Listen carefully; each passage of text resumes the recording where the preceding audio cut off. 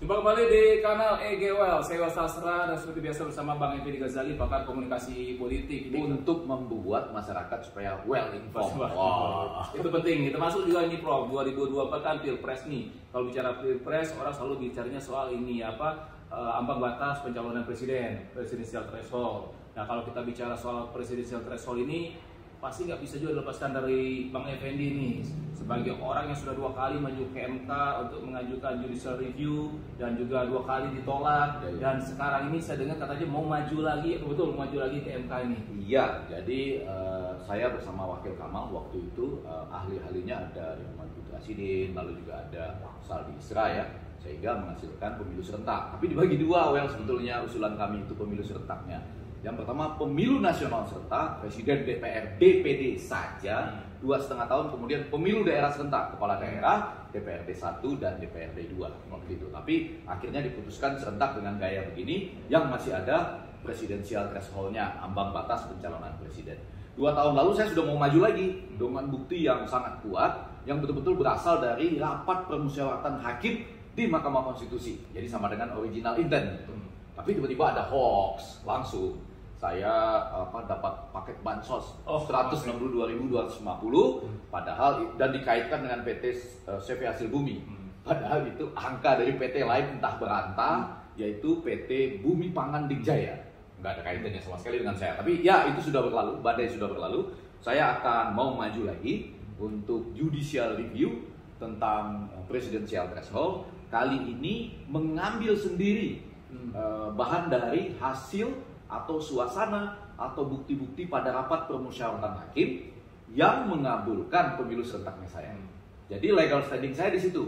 Kan kalau enggak kan Anda harus partai politik baru bisa mengajukan. Tapi enggak. Ini karena bahannya itu dari rapat permusyawaratan hakim. Jadi nggak bisa hakim-hakim itu mengatakan tidak ada di sana. Tinggal buka notulennya dan itu pasti direkam. Gitu. Iya.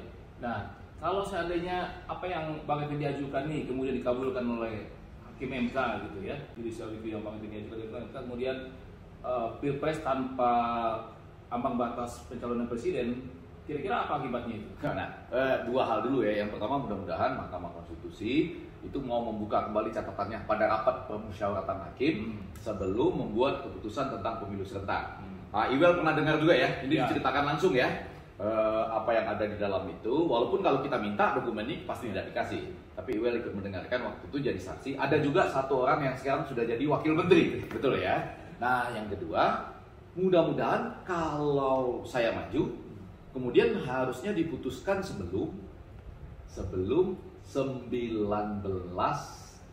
Oktober 2024. Ya, karena kalau misalnya ini kita maju, ini yang sedang jadi pemikiran saya nih, kadang-kadang suka membuat saya ragu-ragu.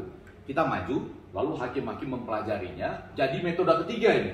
Apa itu? Metode ketiga yaitu pasangan calon presiden dan wakil presiden sudah daftar ke KPU pada 19 Oktober sampai 25 November, sudah selesai. Baru nanti Mahkamah Konstitusi mengabulkan judicial review ini pada sekitar bulan Desember. Lalu Mahkamah Konstitusi bisa mengatakan bisa berlaku sekarang atau bisa berlaku juga yang akan datang, silahkan. Nah itu yang saya khawatirkan. Artinya ada undang-undang yang harus dirubah, ada peraturan yang akan dirubah lagi, terus tertunda ya, kemudian tertunda pemilunya. Ini yang masalah. Nah itu, ya baik, tadi Bang Effendi mengatakan metode ketiga. Bagi yang belum paham apa itu metode ketiga, kok tiba-tiba metode ketiga. Metode pertama dan kedua bisa lihat nanti di arsip kanal EGWL itu ya, pada video sebelumnya itu pernah Bang Effendi membahas tentang metode pertama, metode kedua, dan tadi ini metode ketiga. Jadi supaya well connected. Saksikan terus kanal EGWL bersama saya Sastra dan Bang Effendi Ghazali.